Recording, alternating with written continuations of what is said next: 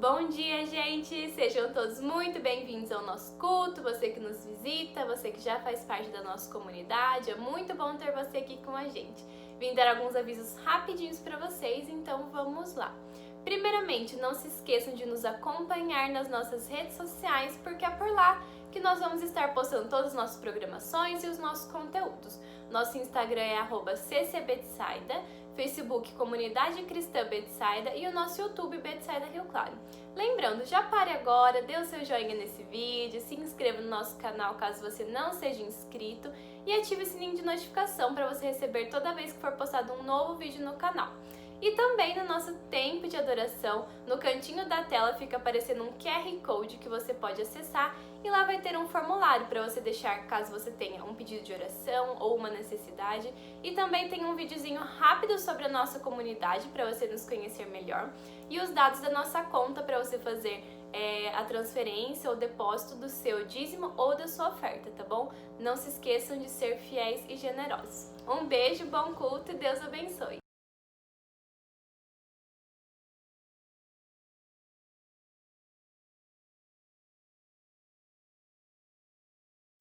Bom dia, queridos, na graça e na paz de Jesus. Estamos aqui reunidos mais uma vez. Seguimos um dia a mais e um dia a menos, né, gente? Um dia a mais que a gente vai aí passando, uma semana a mais e, se Deus quiser, uma semana a menos para a gente poder estarmos juntos, para podermos estarmos juntos, reunidos, né? Mas na graça do Senhor, com paciência. A palavra de Deus diz que a paciência é uma virtude do Espírito Santo, né? Então, que a gente possa praticá-la também. Espero que você esteja bem com a sua família nessa manhã. Espero que o seu coração esteja feliz e grato, porque, afinal de contas, a misericórdia do Senhor se renovou nessa manhã sobre a sua vida. Eu espero que a sua semana tenha sido uma boa semana.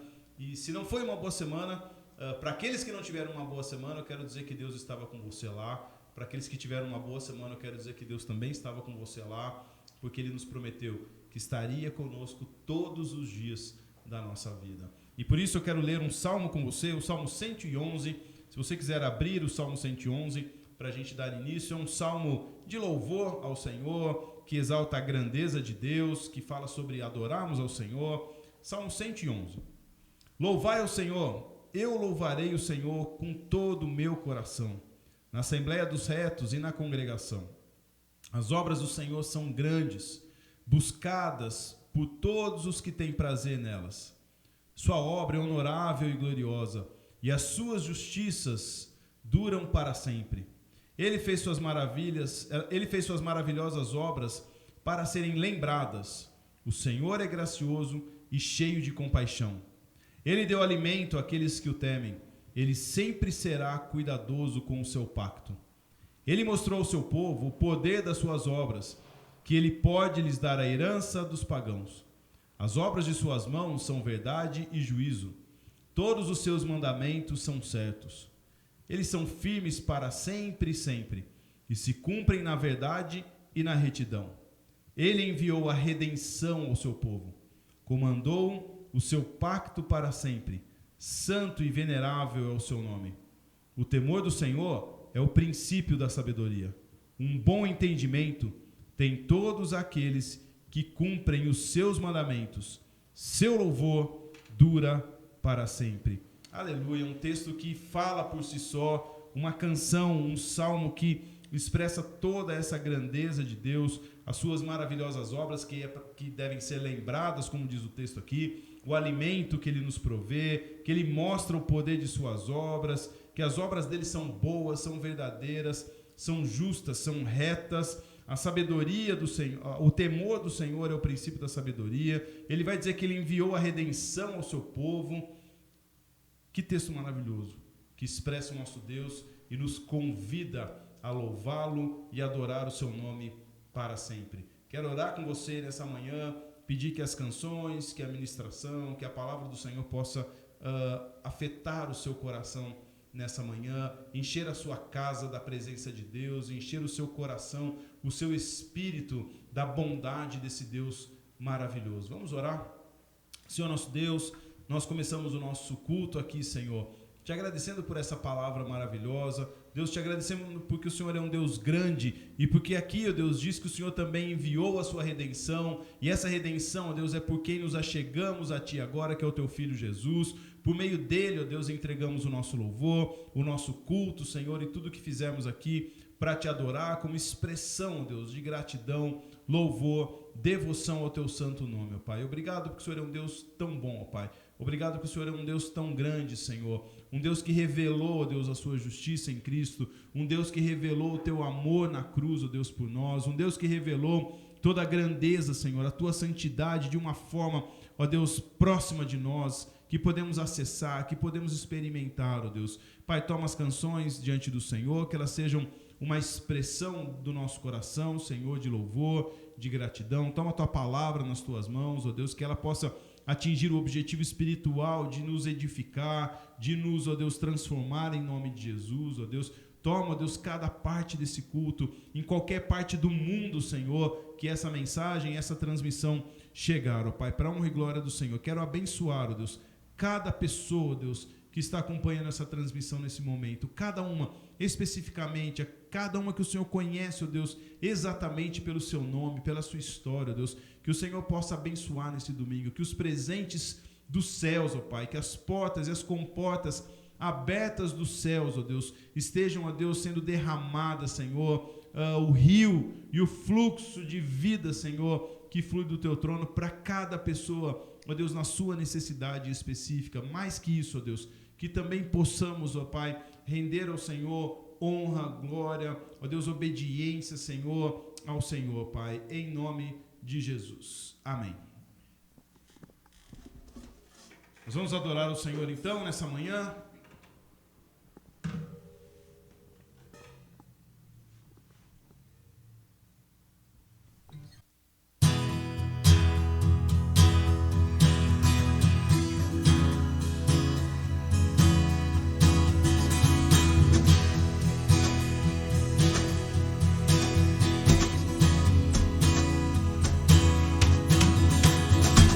Quem derrotou a escuridão e me amou até o fim, o Rei da Glória, o Rei dos Seis, Jesus. Com sua voz sacode a terra, em sua presença não há palavras, o Rei da Glória, o Rei dos Seis, Jesus. Maravilhosa graça, seu infinito amor tomou o meu lugar, a minha cruz levou, sua vida entregou para me resgatar. Pra sempre eu canto o que fizeste a mim. Quem traz a paz para o meu caos e faz do órfão um filho seu, o Rei da Glória, o Rei dos Seis, Jesus. Quem é o Rei sobre as nações, sua justiça é como o sol, o Rei da Glória, o Rei dos Seis, Jesus. Maravilhosa graça, seu infinito amor tomou o meu lugar, a minha cruz levou, sua vida entregou para me resgatar. Pra sempre eu canto o que fizeste a mim. Digno é o Cordeiro de Deus, digno é o Cordeiro que a morte venceu, digno é o Cordeiro de Deus, Digno é o Cordeiro que a morte venceu. Digno é o Cordeiro de Deus. Digno é o Cordeiro que a morte venceu. Digno é o Cordeiro de Deus. Digno é o Cordeiro que a morte venceu. Digno é o Cordeiro de Deus. Digno é o Cordeiro que a morte venceu. Digno é o Cordeiro de Deus. Digno é o Cordeiro que a morte venceu. Maravilhosa graça, seu infinito amor tomou meu lugar, a minha cruz levou, sua vida entregou para me resgatar. Pra sempre eu canto o que fizeste a mim.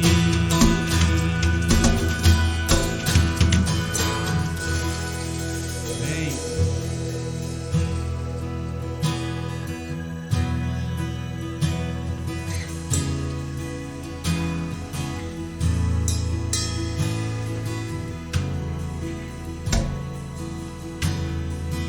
Eu vim aqui pra te encontrar, pra te ouvir, pra me render mais uma vez.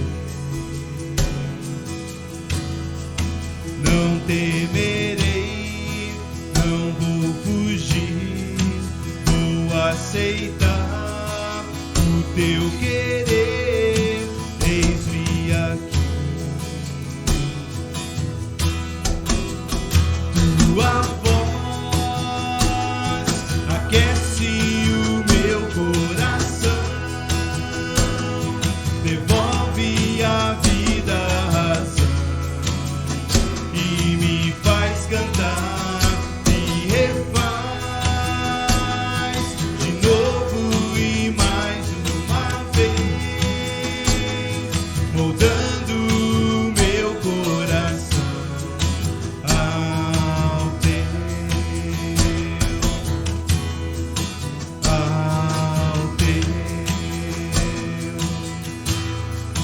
Eu abro mão de decidir o que é melhor, vem governar meu coração. És o meu Deus, o meu Senhor, dono de mim e mais ninguém me ama assim. Tua voz aquece o meu coração, devolve a vida a razão e me faz cantar, me refaz de novo e mais uma vez, moldando o meu coração ao teu, ao teu.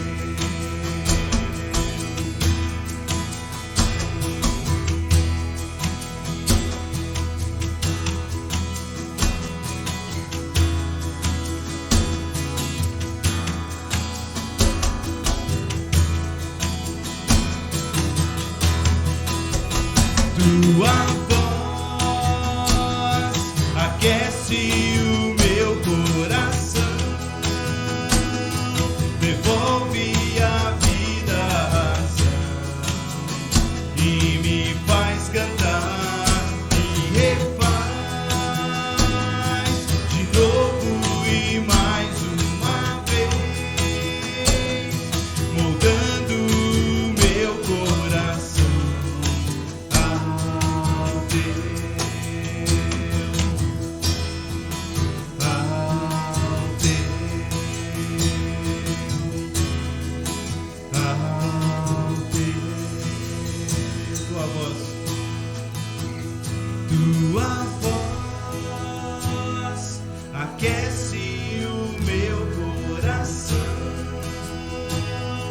devolve a vida, a razão, e me faz cantar, me refaz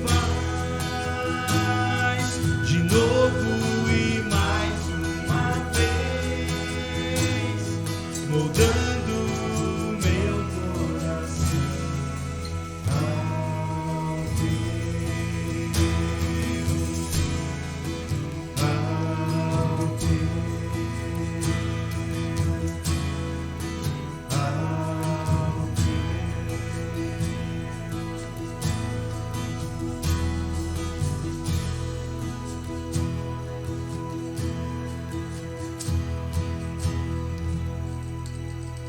Obrigado, Senhor. Teu amor nos faz cantar, Deus. O Senhor nos refaz sempre, sempre, sempre. Grande é o Senhor, Deus. Obrigado. Entregamos esse louvor, essa adoração ao Teu santo nome nessa manhã, em nome de Jesus. Amém.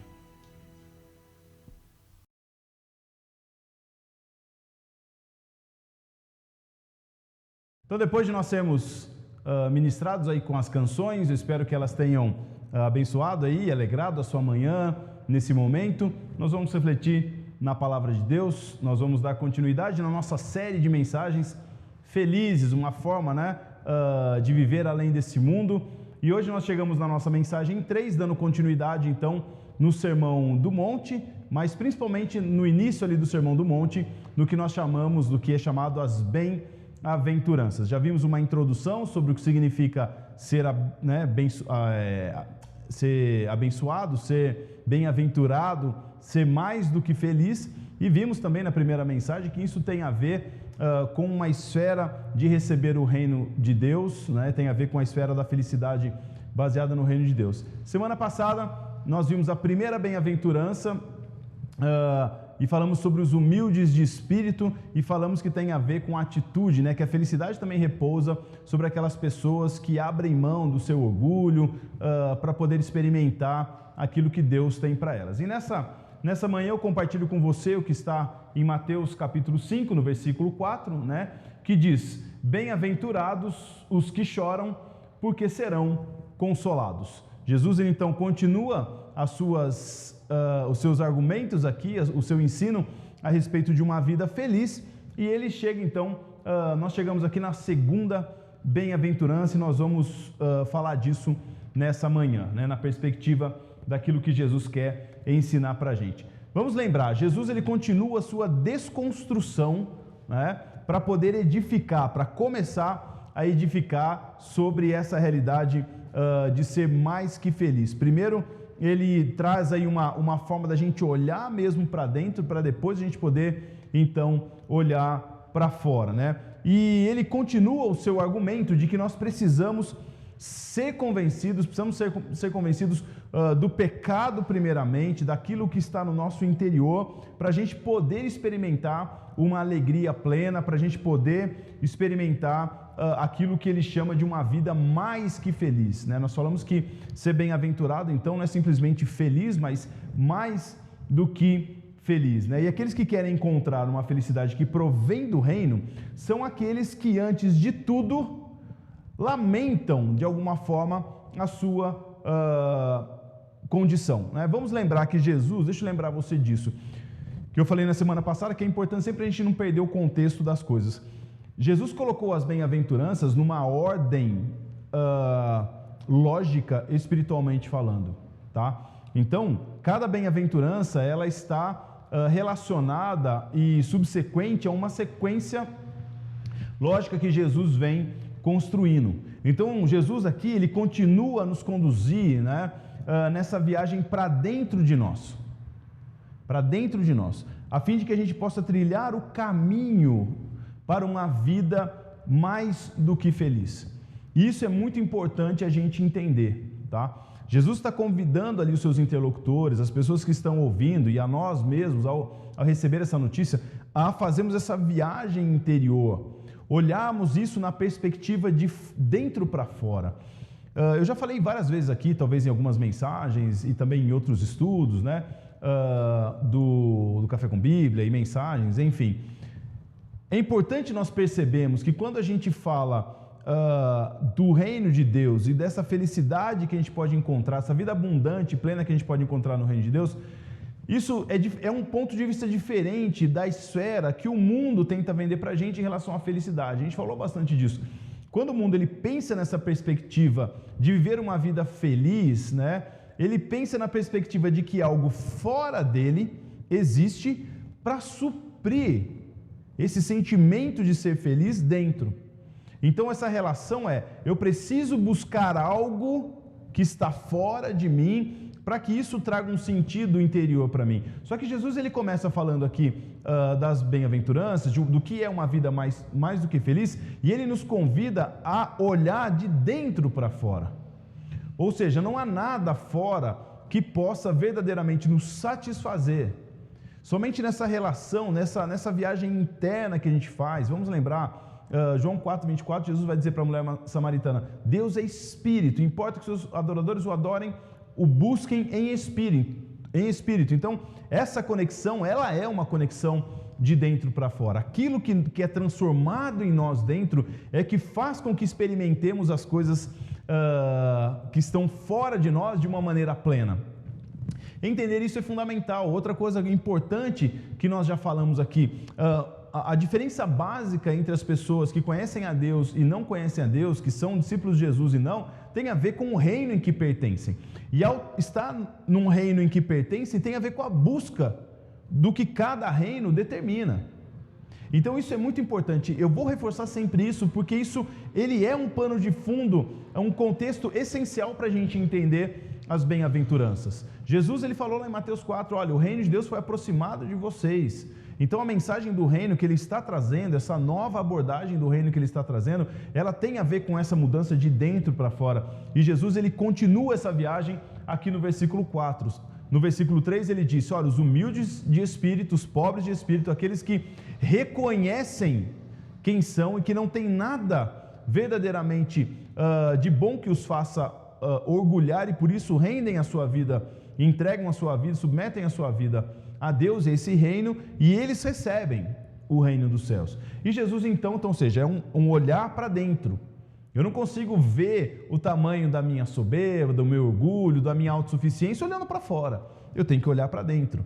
E Jesus vai dizer que quando eu sou transformado assim, eu recebo o reino de Deus, que é onde reside a verdadeira plenitude e a vida mais que feliz. E hoje, então, na nossa segunda bem-aventurança, ele vai dizer, bem-aventurados os que choram, porque serão consolados, né? O título aqui da minha mensagem, como você vê, é o choro da felicidade.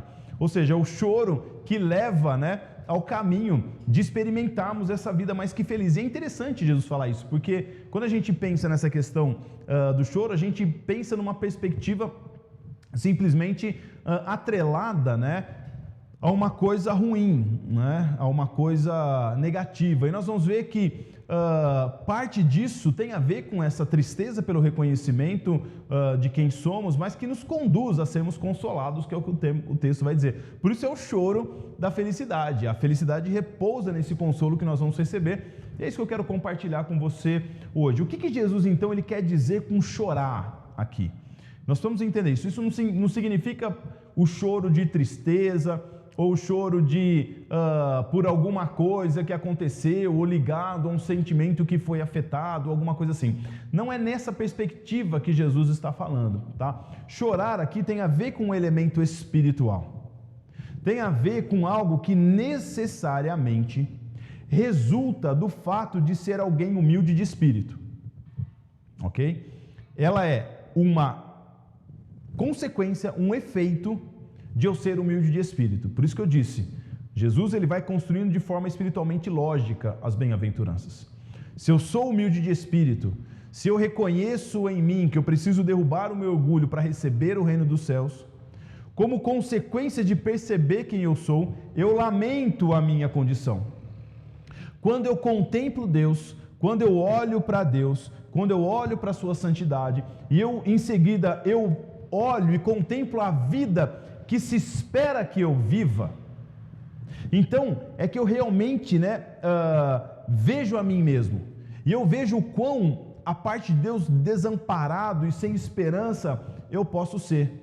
Isso então vai desvendar a minha qualidade de espírito. Isso vai desvendar imediatamente quem eu realmente sou, né, distante daquilo que eu deveria ser. E isso, né, me entristece. O que cabe a mim? A única coisa que cabe a mim é lamentar a minha condição. Então, ou seja, quando eu coloco minha cabeça no travesseiro, né, quando eu faço essa viagem interior, eu percebo que muitas vezes, tá, isso não é uma identidade necessariamente, mas eu percebo que muitas vezes, né, eu não vivi a plenitude e a abundância que o reino espera de mim. Então, por estar aquém disso que foi dado a mim, isso me faz lamentar em relação à minha condição. E é o que Jesus vai dizer então. Então, é um estado de espírito que se compadece, né, que se entristece, que lamenta a condição tão distante do que deveria ser, certo? Então isso é muito legal, não é simplesmente uma questão, bem-aventurados os chorões, Jesus não está falando isso, Jesus não está falando que bem-aventurados os chorões porque eles serão consolados, não é necessariamente isso. Bem-aventurados aqueles que, ao perceberem, né, o seu espírito como pobre, como sem nada a oferecer e que precisam de Deus, olham para essa realidade e eles lamentam essa realidade. Lamentam o estado e a condição que muitas vezes se encontram aquém da vida plena que Deus tem para eles, certo? Isso também muitas vezes se reflete, isso numa perspectiva individual, mas isso também se reflete muitas vezes numa perspectiva de outras pessoas, da própria cultura, ao identificar a realidade aquém, distante do que Deus tem de abundância e essa vida mais que feliz para outros. Por exemplo, Jesus chora diante de Jerusalém, lamenta diante de Jerusalém, por exemplo, né? Ao perceber a realidade, quantas vezes eu quis, né? Jerusalém, que mata os seus profetas, quantas vezes eu quis, ou seja, esse lamento de ver que aquilo que se tornou distante do que deveria ser. É Jesus diante do texto do túmulo de Lázaro, e no texto vai dizer que Jesus chorou, né? Agora, é importante de entender o que está acontecendo ali diante do túmulo de Lázaro. Jesus está a alguns momentos de ressuscitar Lázaro. Então, obviamente, Jesus não está chorando por causa que Lázaro morreu. Por quê? Porque em breve ele vai ressuscitar Lázaro, ele sabe disso. Tanto que ele se demora mais para voltar, certo? Então, não é por causa que Lázaro morreu que Jesus chora. Jesus chora diante da condição que a humanidade esteve, né, está submetida em relação à morte, que é consequência, que é resultado do pecado, como Romanos vai dizer para a gente. O salário, a paga, a recompensa pelo pecado é a morte. Então Jesus, ele não chora ali, ele não se lamenta porque ele perdeu um amigo necessariamente, porque ele vai ressuscitar esse seu amigo. Ele chora diante, né, dessa realidade de que a humanidade está aquém daquilo que Deus tinha de vida abundante para ela. Então, ou seja, quando a gente olha para esse chorar, né, a gente chora diante de tanta infelicidade do mundo, de tanta violência, a gente chora diante de tanto engano, de tanta dor, de tanta enfermidade, de tanta maldade, de tanta realidade ruim ao nosso redor, como uma forma de lamento da distância de Deus, uma forma de lamento de estar aquém da vida mais que feliz que Jesus, né, que Deus propõe por meio do seu Filho Jesus no seu reino. Então, por que Jesus então vai dizer que eles são felizes os que choram? Ou seja, mais que felizes, esses que têm a condição de enxergar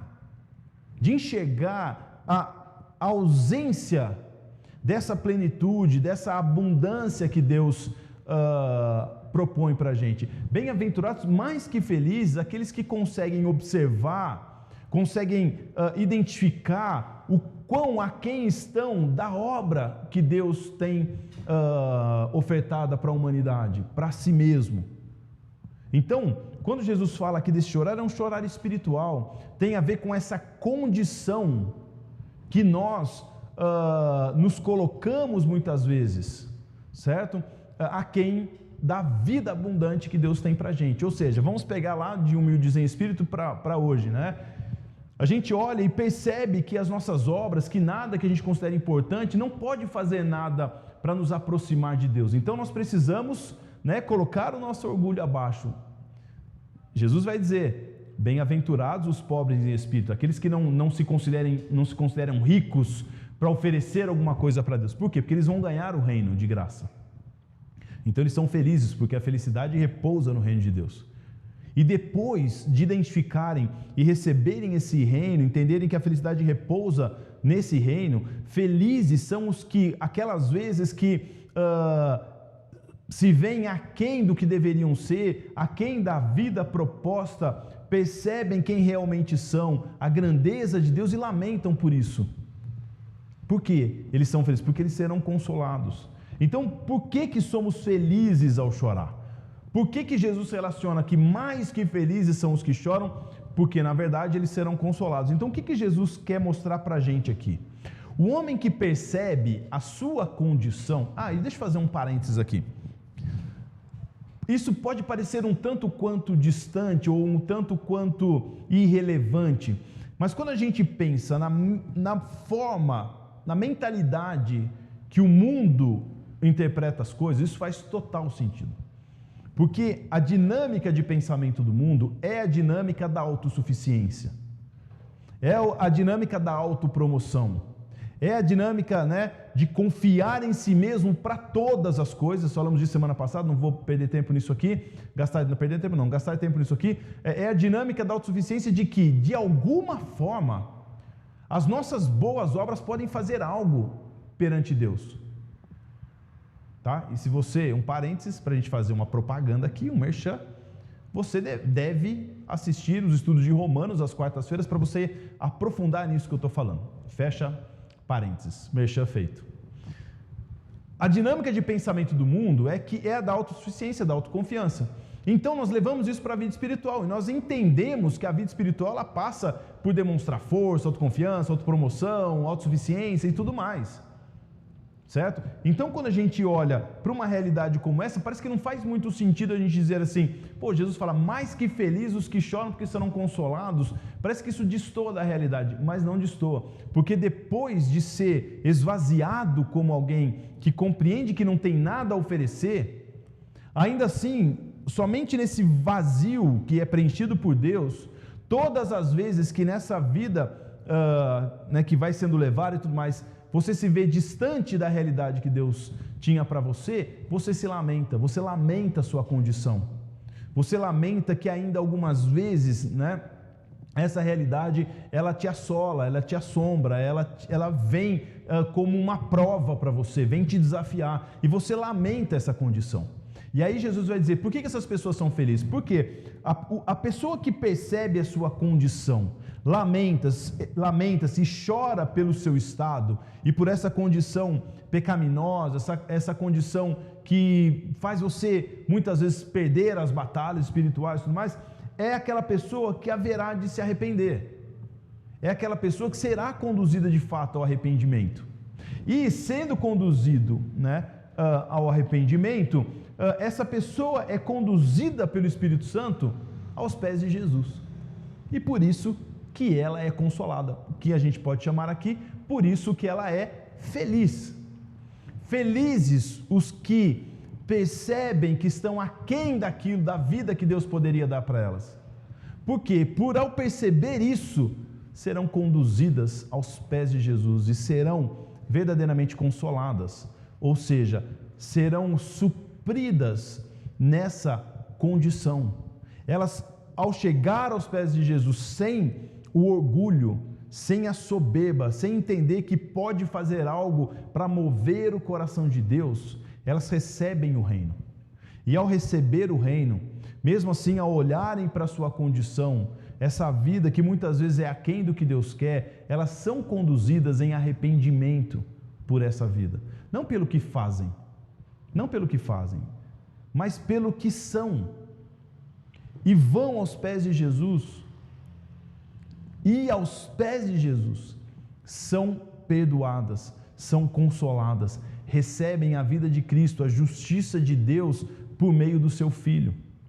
E é aí que repousa a felicidade, ok? Então, por causa desse desamparo, por causa dessa auto-percepção de alguém que quer experimentar uma vida plena e que não consegue encontrar em nenhum lugar, consegue ver a sua ineficácia, a sua ineficiência, a sua incapacidade de encontrar, lamenta isso. E ao lamentar isso é conduzida ao único lugar que pode verdadeiramente suprir isso, que é a cruz, que é os pés do nosso Salvador. Então, ou seja, a pessoa que identifica isso, ela busca um Salvador para experimentar essa vida plena e é conduzida então, encontra isso em Jesus. Isso é muito legal, isso é muito bacana da gente ver.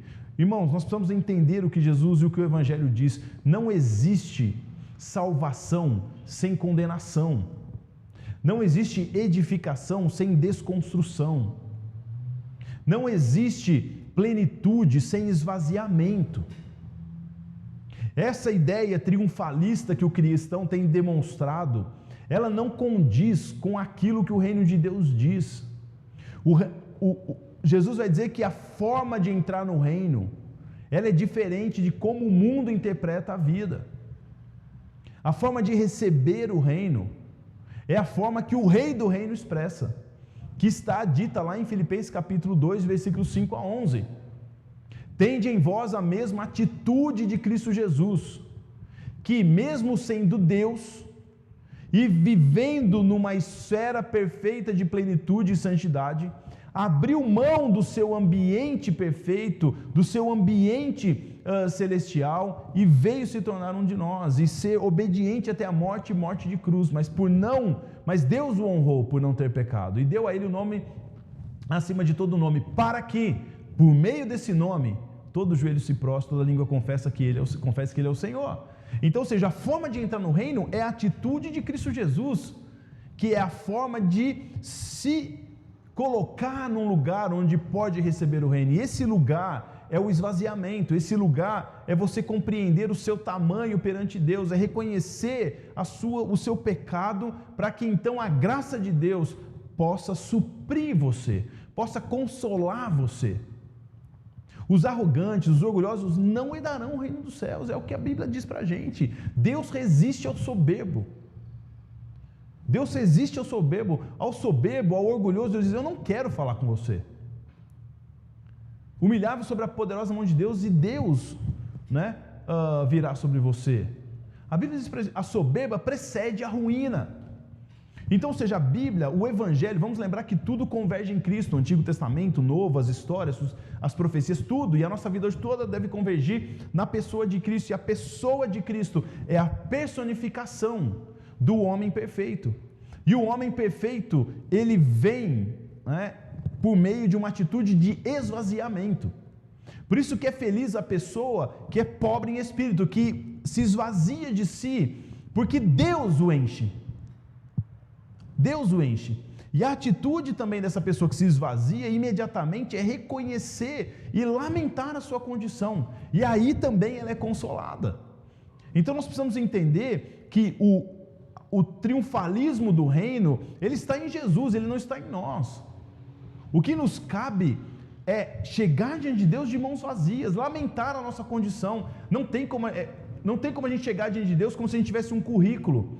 Olha, essas aqui são as minhas credenciais, e por elas eu preciso ser aceito. Não, diante de Deus nada vale.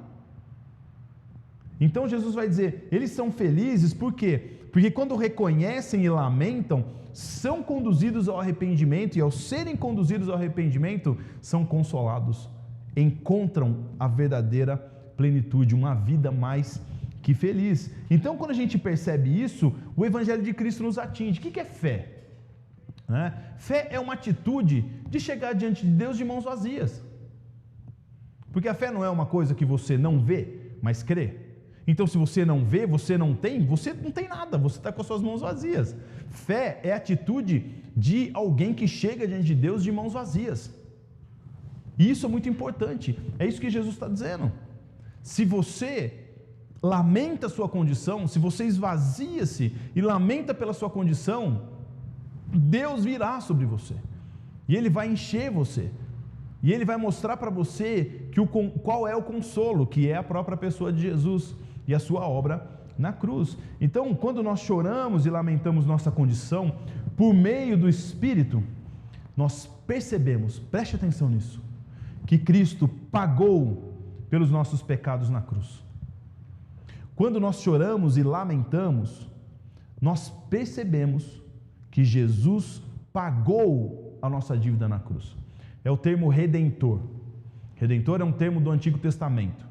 Nas comunidades agrícolas, né, e tudo mais, as pessoas acabavam contraindo dívidas e elas não tinham como pagar. E muitas vezes elas se sujeitavam como escravas para pagar a dívida. Elas pagavam a dívida trabalhando e se tornavam escravas, porque muitas vezes não conseguiam pagar a dívida. Até que um parente ou um redentor comprasse essa dívida para te libertar.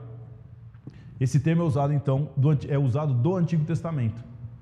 Jesus, então, ele é o nosso redentor. Quando a gente lamenta a nossa condição, a gente chora por causa da nossa condição distante de Deus, nós percebemos que Deus pagou a nossa dívida, por isso nós somos consolados. Eu olho para a minha condição e falo, Deus, eu não queria ser assim, eu não queria ser desse jeito muitas vezes, eu não deveria fazer isso. Então eu sou conduzido ao arrependimento. Quando eu sou conduzido ao arrependimento, eu percebo que a única forma de ser perdoado é por meio de Jesus. Por quê? Porque Ele pagou a minha dívida. Então eu posso ser consolado. Que mensagem maravilhosa! Que coisa linda o Evangelho nos traz.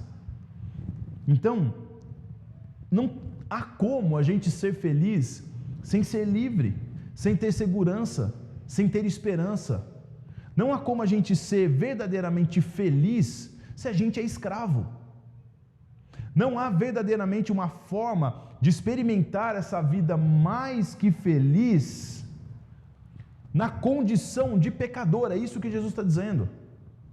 A única forma de a gente experimentar essa vida mais que feliz é a gente reconhecendo essa vida, sendo conduzido a perceber que nós nos distanciamos de Deus. E ao perceber isso, sermos perdoados por sua obra, pela obra do Filho na cruz, e recebemos o consolo. Por isso eu tenho dito, por isso eu tenho insistido com a nossa igreja, insistido nos momentos de oração, insistido nos estudos bíblicos, insistido nas minhas mensagens. O cristão é alguém que pode andar de maneira feliz, mais que feliz, ele pode andar seguro, ele pode andar na certeza de vitória, ele pode andar de cabeça erguida, ele pode andar com esperança, ele pode andar de maneira livre. Por quê? Porque a sua justiça, a obra vitoriosa não está baseada nele próprio, está baseada na figura de Jesus que transfere, que outorga a nós. Você precisa entender isso. Você precisa entender isso para que você possa ter uma vida abundante, para que você saia dessa questão sua de depressão, de ansiedade, de estresse, de mau humor, de tristeza, de estar sempre para baixo. Você precisa entender isso. A nossa vitória não está baseada naquilo que nós fazemos, está baseado naquilo que Cristo fez. Ele pagou toda a nossa dívida. Ele sofreu para que você não tenha que sofrer. Ele pagou pela dor para que você não tenha que sempre experimentar a dor. E com isso ele abriu um caminho para o Pai. E a Bíblia diz o seguinte, o próprio Jesus vai dizer o seguinte: eu estarei com vocês todos os dias da vida de vocês. No dia ruim ele está lá, no dia bom ele está lá. No dia que você está com dor, Ele está lá. No dia que você está feliz, Ele está lá. No dia que não tem nada na sua casa, Ele está lá. No dia que está cheio de abundância, Ele está lá. No dia frio, Ele está lá. No dia quente, Ele está lá. E por isso você pode viver seguro, você pode viver de cabeça erguida, você pode viver com a certeza do futuro, mesmo diante da incerteza, porque você já não é mais movido a ter vitórias por aquilo que está fora de você, mas você foi consolado. Você recebeu a consolação de Deus quando você reconhece isso. Esse é o Evangelho de Jesus Cristo. Esse é o Evangelho de reconciliação. Esse é o Evangelho da nova aliança, do novo reino. Se a gente não entender isso, nós não vamos conseguir experimentar uma vida plena, uma vida mais que abundante. Nós seremos sim afetados pelo que está fora. Jesus está dizendo: olha para dentro. Essa obra tem que acontecer dentro de você, para que todas as esferas fora possam ser afetadas. Então eu reconheço que eu não tenho nada em mim para buscar essa felicidade, que me dê essa felicidade. Sou um pobre em espírito. E ao perceber que eu sou um pobre de espírito, eu lamento, eu falo, o que eu posso fazer? Eu preciso de um Salvador para experimentar essa vida. O Espírito Santo me conduz ao arrependimento e a conhecer esse Salvador. E quando eu encontro, eu ganho o reino dos céus. Eu recebo o consolo. E Jesus então vai dizer que eu seria uma pessoa mais que feliz. Sabe o que acontece daí? Eu olho para o meu trabalho e eu sou grato pelo meu trabalho. Eu olho para a minha família, eu sou contente com a minha família. Eu olho para as coisas ao meu redor, eu sou feliz com as coisas ao meu redor. Quando as coisas ruins acontecem, como é que eu interpreto? São coisas, infelizmente, da queda, são coisas desse mundo, mas Jesus em Cristo já pagou uma coisa que foi muito mais difícil que isso. Então, eu preciso superar, eu preciso ir adiante. Quando eu me sinto ansioso, o que eu faço? Eu me lembro que Jesus disse que eu não preciso ficar ansioso de nada. E eu me lembro que Ele pagou por isso. E eu sigo adiante. Todas as coisas fora passam a ser afetadas. Mas eu sempre digo, irmãos, me perdoem dizer isso. Se a gente sofre muito por algo sendo cristão, é porque esse algo se tornou maior do que deveria se tornar. Tem um tamanho maior do que deveria ter. Então, Jesus está dizendo algo aqui para a gente muito, muito importante. Bem-aventurados, mais que felizes os que choram. Esse consolo, então, afeta todos os tempos. Ele afeta meu passado, ele afeta meu presente, ele afeta meu futuro. Eu olho para trás, eu não mais sou condenado pela minha culpa, porque ela já está diante de Deus. Eu já reconheci a minha condição, eu fui consolado. Quando alguém diz para você, mas você já fez assim, assim, assim, você tem uma paz interior, porque você fala assim, realmente eu já fiz, já reconheci e já recebi o consolo. Isso afeta o seu presente, isso afeta o seu futuro, que você não precisa andar ansioso de coisa alguma. Porque Deus já está lá no futuro, Ele já está lá. Então, quem são os que choram? Quais são as características, daqueles que choram, são consolados e são felizes? São 3. Quem são essas pessoas que choram? Primeiro, são aquelas pessoas que levam a vida espiritual a sério. Certo? Primeira característica das pessoas que choram, que são consoladas e assim então felizes. São pessoas que levam a vida a sério. A sério. São pessoas que não são fingidas e nem amedrontadas ao mesmo tempo. Elas não fingem ser algo que não são e muito menos ficam amedrontadas por temerem ser quem deveriam ser. São pessoas que levam a vida a sério. Elas não brincam com a sua condição espiritual. Elas são pessoas que não subestimam as suas lutas espirituais. São pessoas que não subestimam o poder da carne, o poder do diabo e o poder do mundo. São pessoas que levam a sério a vida de santidade, que olham para o seu interior e sabem que a qualquer momento, se não inclinarem ao Espírito, poderão sucumbir aos pensamentos desses 3 inimigos, a carne, do mundo e do diabo. São pessoas que levam a vida espiritual a sério. São pessoas que conseguem avaliar e perceber os efeitos do pecado. Olham para dentro de si. Sabem quais são os perigos que rodeiam a sua alma. Sabem quais são os inimigos que ficam na espreita do seu coração. E lidam eficazmente com eles. Lidam intencionalmente com eles. Não desenvolvem uma vida religiosa aparente, mas levam a vida espiritual a sério. São pessoas que não usam eu acho, mas na minha opinião.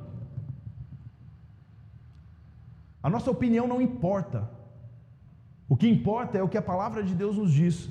Então pessoas que choram, que se lamentam e que são consoladas e assim são felizes, são pessoas que levam a vida espiritual a sério. Elas se baseiam na condição de se submeterem a Deus e não simplesmente ao que elas pensam. Se você quer ser um cristão verdadeiro, se você quer ser um discípulo de Jesus obediente, você precisa eliminar essas falas da sua vida no que diz respeito à palavra de Jesus. Olha, mas não é bem assim, olha, mas eu acho, olha, em minha opinião, não importa a nossa opinião, não importa, eu não venho aqui pregar a minha opinião. Eu não venho aqui pregar o que eu acho. Eu não dou estudo bíblico daquilo que eu penso, daquilo que eu acho que isso, não. É aquilo que a palavra de Deus diz, gostemos ou não. Nós estamos falando da sua felicidade, querido, da minha felicidade, da felicidade da sua vida. É disso que nós estamos falando. E Jesus está dizendo que é importante essa condição de lamentar, de não ter orgulho, soberbo e olhar para si dizendo que tem algo a oferecer. São as pessoas então que choram, que são felizes, são pessoas que levam a vida espiritual a sério, são profundas, que é o segundo ponto. As pessoas que choram, lamentam, são consoladas e assim encontram essa vida mais que feliz no mundo, são pessoas que recusam a vida superficial. O que nós vemos hoje? Nós vemos uma simulação da alma, no que diz respeito referente à felicidade. Há uma simulação aparente, baseado naquilo que o mundo espera que expressemos como felicidade. Uma vida superficial, rasa, com uma dificuldade de lidar com adversidades, onde se as coisas não forem fáceis, quando as coisas não são, quando exigem muito de você, quando elas exigem que você vá mais a fundo, quando elas exigem mais ação intencional, mais disciplina, você fala, nossa, é muito difícil, não dá. Pessoas que choram e se lamentam e que encontram essa felicidade são pessoas que batalham, que lutam lá na camada profunda da alma, do espírito, que preferem, que intencionalmente buscam a maturidade, buscam mergulhar com Deus. São pessoas que têm coragem de olhar para si, olhar para a sua condição e falar, meu verdadeiro problema é esse, Deus. O meu problema é esse aqui, ó. Se o Senhor não me ajudar, é isso aqui que eu sou, é disso aqui que o Senhor me livrou, então, Senhor, olha, eu lamento ser assim. Pessoas assim, que vão lá na profundidade, Deus as conduz à sua presença e as consolam. Vem aqui, sabe isso que você é aí no fundo e não quer ser? Eu paguei isso para você, eu paguei essa injustiça com a minha justiça. Então nós somos consolados, mas só nesse nível profundo é que a gente consegue. Essa simulação da alma, irmãos, não vai levar a gente para lugar nenhum. Essa questão, né, o cristão de Instagram, o cristão das frases bonitas, né, isso aí é o nível superficial. Jesus está fazendo a gente olhar lá para baixo. São pessoas que conseguem questionar o seu interior, seu homem espiritual, como a Bíblia diz. São pessoas que conseguem acessar as áreas do coração mais sujas, mais sombrias. Lamentar, falar como que isso aqui às vezes se levanta ainda. É esse tipo de gente que é consolada, que correm assim então para o seu Salvador, percebem a sua condição, falam, Deus, deixa eu correr para o Senhor, senão isso aqui é um monstro que vai me comer. Ah, Ricardo, mas se a gente não foi salvo, né? Essas coisas, a Bíblia diz que é para a gente desenvolver a nossa salvação. Paulo vai dizer em Gálatas 5 que a gente precisa se inclinar às obras do Espírito, para que a gente então tenha o resultado do Espírito. Então a gente precisa desenvolver isso, e na superfície a gente não consegue. Na vida religiosa a gente não consegue, no discurso com frase feita, no paz do Senhor, só a gente não consegue. É só lá, nas profundezas do coração, que a gente consegue experimentar essa felicidade. É criar um diálogo interno. Sabe como é que você faz isso, querido? Quando assim, que seja verdadeiro, que reconheça a sua condição, é você diante daquelas coisas que você conhece, o seu lado sombrio, aquelas coisas que te perturbam o tempo todo. Por que eu penso isso? Qual a minha motivação para isso? Por que eu odeio essa pessoa? Por que quando isso acontece, eu fico irado? Por que eu estou pensando nisso? Por que eu estou maquinando isso na minha cabeça? Só quando a gente consegue ir para essa profundidade e ver a nossa condição, é que a gente consegue ser consolado por Deus. Porque Ele vem e fala, olha, é disso que eu te salvei. E aí a gente vê o tamanho da graça de Deus. A gente vê o tamanho de Deus, o nosso tamanho. A gente só consegue ser consolado quando a gente se coloca na condição de ser consolado. A gente só consegue ser feliz quando a gente se coloca na posição do reino para ser feliz, ou mais que feliz. Essa semana eu usei muito uma expressão com os meus atletas, dizendo o seguinte: as pessoas que vencem são as pessoas preparadas para vencer. Por isso, pouquíssimos são diferentes.